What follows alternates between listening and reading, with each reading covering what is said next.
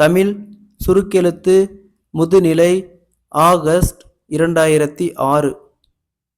10 வினாடிகள் 5 வினாடிகள். Ready start. அன்புமிக்க நண்பர்களே, அன்னை தெரசா பெயரில் அமைந்துள்ள இந்த குழந்தைகள் காப்பகத்தை திறந்து வைக்கின்ற வாய்ப்பினை சமூக நலத்துறை அமைச்சர் என்ற முறையில் எனக்கு நல்கிய பெரியோர்களுக்கு என்னுடைய வணக்கத்தையும் நன்றியையும் தெரிவித்துக் கொள்கிறேன். இன்றைய சூழ்நிலையில் குழந்தைகள் காப்பகத்தின் தேவை பெருகி கொண்டே போகிறது. அங்கே குழந்தைகள் பராமரிக்கப்படுகின்ற போது பெற்றோரின் அன்பிலும் அரவணைப்பிலும் இருப்பது போன்ற உணர்வினை பெற வேண்டும். அத்தகைய வசதிகள் இங்கே இருப்பது எனக்கு மிகுந்த மகிழ்ச்சியை தருகின்றது. வீட்டிலேயே முடங்கி கிடந்த பெண்கள் இன்று கல்வி கூடங்களிலும் தொழிற்சாலைகளிலும் அரசு அலுவலகங்களிலும் பணியாற்றி கொண்டு இருக்கிறார்கள். நவநாகரிக வாழ்க்கையில் கணவன் மனைவி இருவரும் பொருள் ஈட்டினால்தான் வசதியான வாழ்க்கை, வளமான வாழ்க்கை அமையும் என்ற எண்ணம் வேரூன்றி விட்டதை நீங்கள் நன்கு அறிவீர்கள். இருவரும் பணியாற்ற சென்றுவிட்டால் குழந்தையை யார் கவனிப்பது என்ற பிரச்சனை எழுகின்றது. இந்த காரணத்தினாலேயே முன்பெல்லாம் பெண்கள் வேலைக்கு செல்லாமல் இருந்தார்கள். வேலைக்கு சென்றாலும் திருமணத்திற்கு பின் அந்த வேலையை விட்டுவிடக் கூடிய நிலைமை ஏற்பட்டது. இந்த பிரச்சனைக்கு ஒரு தீர்வு காண்கின்ற முயற்சியிலேதான் குழந்தைகள் காப்பகம் தோன்றியது.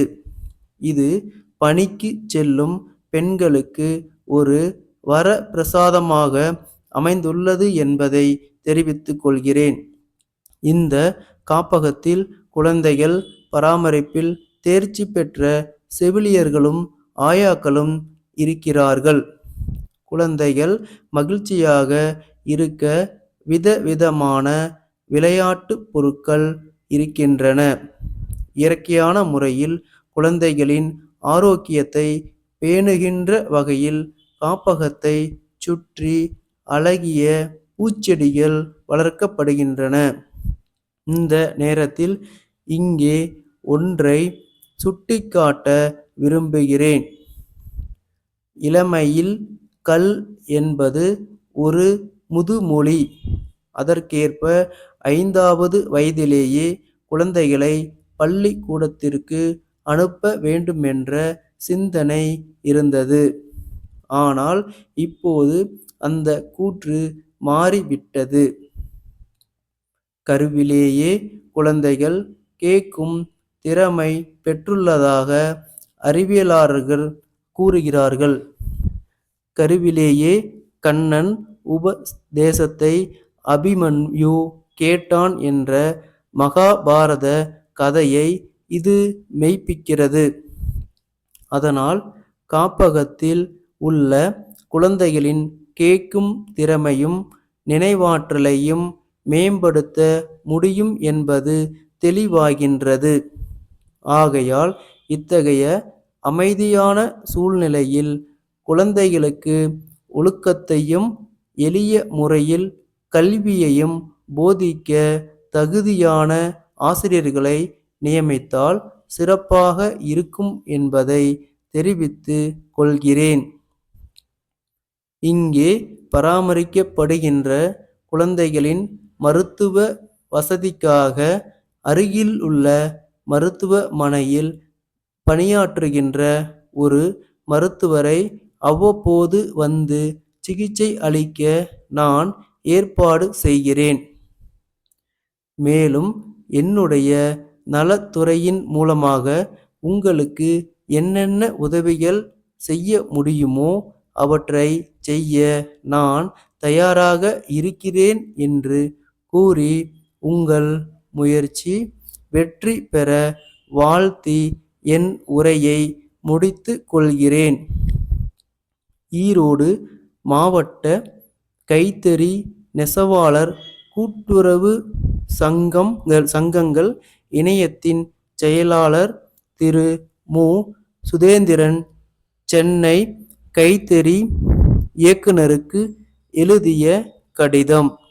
ஐயா, ஈரோடு மாவட்டம் கைத்தறி நெசவாளர்கள் நிறைந்த பகுதி.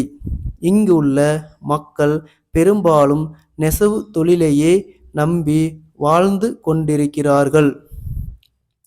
வறட்சியின் காரணமாக பருத்தி உற்பத்தி குறைந்து விட்டதால் நூல் விலை அதிகமாக இருக்கிறது. அதே நேரத்தில் துணிக்கு போதிய விலை கிடைக்கவில்லை. அதனால் கைத்தறி துணி பெருமளவுக்கு தேங்கிவிட்டதால் நெசவாளர்கள் வேலையின்றி தத்தளித்து கொண்டு இருக்கிறார்கள். இந்நிலையில் அரசுதான் அவர்களுக்கு ஆதரவளிக்க வேண்டும். வரும் பொங்கல் பண்டிகை முன்னிட்டு வறுமை கோட்டிற்கு கீழே உள்ளவர்களுக்கு இலவச வேட்டி சேலைகளை அரசு வழங்கும். அதற்கு தேவைப்படும் துணிகளை இப்பகுதியில் இருந்து கொள்முதல் செய்தால் நெசவாளர்களின் துயர் ஓரளவுக்கு துடைக்கப்படும். அதோடு நியாயமான விலையில் தேவையான நூலும் அவர்களுக்கு வழங்கப்பட்டால் அவர்களுடைய வாழ்வில் ஒளியேற்றி வைத்ததாக மகிழ்ச்சியடைவார்கள். இதற்கு இயக்குனர் அவர்கள் அரசுடன் தொடர்பு கொண்டு உரிய நடவடிக்கை எடுக்கும்படி கேட்டு கொள்கிறோம். தங்கள் நம்பிக்கையுள்ள ஸ்டாப்.